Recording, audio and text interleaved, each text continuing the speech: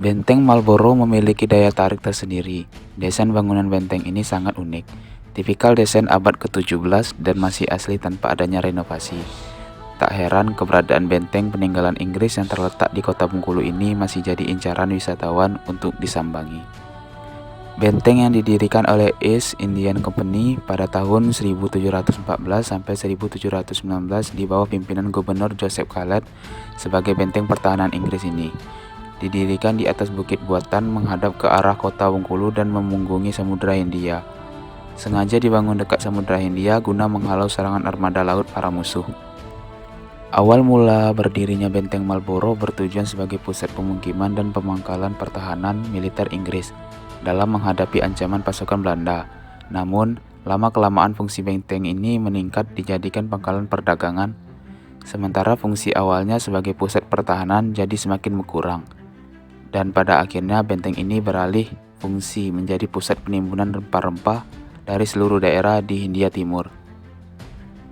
Perubahan ini terjadi pada tahun 1803 atas keputusan Dewan EIC, sementara untuk pertahanan Inggris beralih ke benteng George di Penang.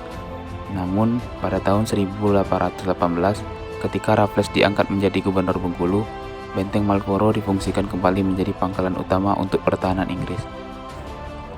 Benteng Marlborough Bengkulu merupakan benteng terbesar di Asia peninggalan pemerintahan Inggris pada saat penjajahan beberapa tahun silam.